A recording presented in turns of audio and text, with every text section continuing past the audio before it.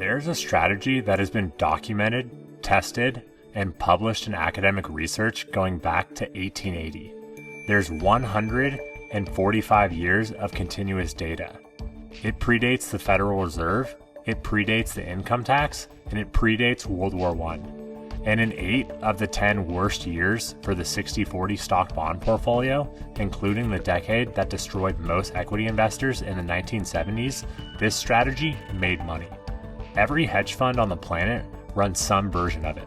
Pension funds use it, sovereign wealth funds use it, and almost no one in retail touches it because it's the opposite of everything you've been taught about when it comes to investing, and it's called commodity trend following.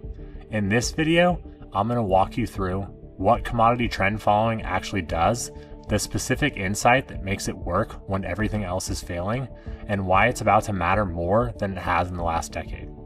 If you're new here, I'm Mark Anderson, construction worker turned zero DT and multi-strategy hedge fund manager of MBH Capital Management. I've sold over $100 million in zero DT options premium and traded for over 1,000 consecutive market days. I make these videos so retail investors can make smart decisions by seeing how markets actually behave across all sorts of market environments. And since we're in a shifting market regime, this topic is timely. What does commodity trend following actually mean? Let me define it to you in the simplest way possible, because the name sounds more complicated than the idea actually is. Commodity trend following is a strategy that buys commodities when they're going up and shorts them when they're going down. That's it. That's the whole strategy. The strategy just looks at the price trend of maybe 40 or 50 different commodities: oil, gold, copper, wheat, corn, soybean, natural gas, cocoa, cotton, and coffee, and follows the trend in each one. If oil has been going up on a 3-month basis, the strategy goes long oil. If oil starts to go down, the strategy flips to short oil. The strategy doesn't care why oil is moving. It just cares that it's moving and in what direction. Because here's what most investors don't realize. Commodities are the single most trending asset class in existence. When oil starts moving up or down, it tends to keep moving in that direction for months, sometimes years. The same is true for gold or for copper, for wheat or for natural gas. That's a structural feature of how commodity markets work. Supply is physical, inventory takes time to build up and burn off. Weather cycles have seasons, oil rigs take years to drill. When supply tightens, it takes years for more and more supply to show up. The price keeps climbing the entire time. When demand collapses, inventory piles up and prices continue to fall.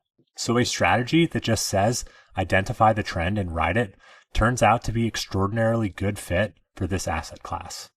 Now here's the part of this video I want you to remember.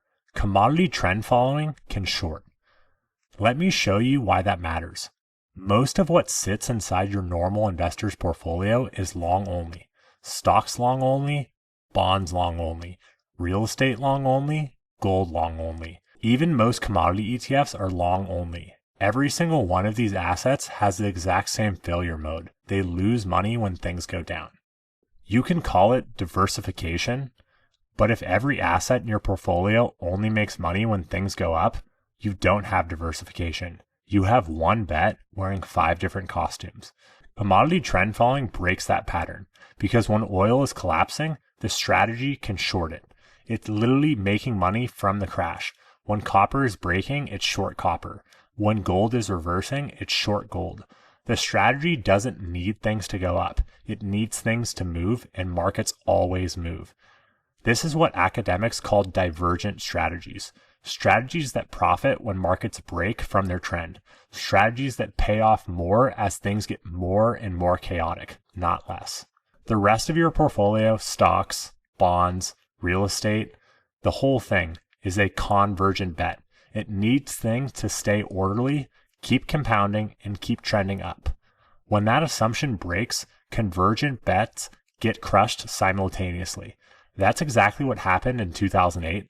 That's what happened in 2022. That's what's happened in 1974. In every one of those crashes, the story was the same. Stocks down, bonds down. Diversified portfolios down. Real estate down. And commodity trend following up. Because the strategy flipped short, the second the trends reversed and rode the crash down to the other side. And it's very valuable to add to your long-only portfolio. Okay, now for the data. AQR published a paper a few years ago where they took commodity trend following and backtested it all the way back to 1880, 145 years of continuous data. They reconstructed price data for commodities going back to the 1800s, shipping rates, grain prices, metals, energy, and ran the same simple trend following results against it. The result was almost stupidly consistent across every decade, across every inflation regime, across 2 world wars, the Great Depression, the 1970s, 2008, and 2022. The strategy produced positive returns on average through it all. But the headline number is what happened in the specific environments where everything else was falling. Look at the 10 worst years for the classic 60-40 portfolio, 60% stocks, 40% bonds, going back to the 1880s. The years where both sides of that portfolio got hammered simultaneously, and 8 of those 10 worst years, commodity trend following made money. And the gap was enormous. In some of those years, the 60-40 portfolio was down 20%, and the trend following strategy was up 30 to 40%. Swing between the two, that's the kind of thing that turns a crisis into an opportunity. Here's the part you should pay attention to right now in 2026. Commodity trend following doesn't just work in crashes. It works dramatically better when inflation is above 2.5%. The higher inflation gets, the better the strategy does. That's a pattern that shows up in the AQR data over time, again and again. There's a structural reason for it. When inflation is high, commodity prices are usually moving big, either up because supply shocks or demand pressure, or down because central banks are breaking demand on purpose. Either direction is a trend. Trends are what the strategy eats. So let me show you what it looks like the last time this happened in the world for a sustained high inflation regime, the 1970s. From 1970 to 1980, the S&P 500 delivered basically zero real returns. Inflation chewed through every nominal gain. Bonds got annihilated. The 60-40 portfolio had its worst decade of the 20th century. In commodity trend following, it was up roughly 200% over that same decade, significantly outperforming the US stock market. The single worst decade for the traditional investing in modern history. This was the only strategy that worked over that time period. If you watched my last video on inflation with growth, you know what I'm bringing this up to now. The environment we are transitioning into right now looks a lot more like the 70s than anything we've seen since. Sticky inflation, the Fed that's boxed in, stocks and bonds are both exposed. If that pattern holds, even partially, the strategy that worked in 1974 is likely to be the strategy that works in 2027. At this point, the obvious question is, if this strategy has 145 years of data, if every major hedge fund uses it, if it works exactly when everything else is failing, why doesn't everyone know about it? 2 reasons. One is it's psychologically tough to hold on to during a bull market. When stocks are going up 25% a year and everything is great, commodity trend following often makes a modest return, sometimes a small loss, and you sit there watching your friends print money in QQQ while this boring strategy grinds out 4% in a year when SPY did 28%. That feels awful, so most retail traders who try to hold it for 18 months during a bull market underperform, feel stupid, and sell right before the crash it was designed to protect them from. The strategy works, the investors don't. Reason 2, the industry wasn't set up to sell it to you. Commodity trend following was historically locked inside hedge funds, $10 million minimums, accredited investors, 2 and 20 fees, structural lockups. Retail couldn't access it, even if they wanted to.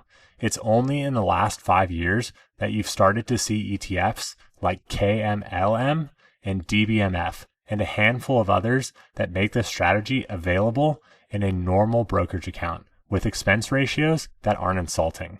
Which means the single most reliable diversifier in portfolio theory, a strategy with 145 years of data, has been sitting there, available for anyone to buy for about 5 years, and almost no one in retail has noticed it yet. Because here's the thing, a normal 60-40 portfolio is a convergent bet, a factor-tilted equity allocation that is a convergent bet. Even TQQ plus BTAL portfolio, powerful as it is mostly a convergent bet. None of them make money when everything is breaking simultaneously. The thing that makes money when everything else is breaking is a divergent strategy, and commodity trend following is the cleanest, most documented, most acceptable divergent strategy in existence. That's why the research says, and it's sitting right there for anyone who's willing to accept it, the psychological cost of holding it during the good years pays off in the bad ones. So the quick run through. Commodity trend following is a strategy that buys commodities when they're rising and shorts them when they're falling. It works because commodities trend harder than almost any other asset class. And because the strategy can actively go short the thing that's breaking, the short capability is the whole point. Every other asset in your portfolio only makes money when things go up. This is the one you can make money with when things go down. The data goes back to 1880.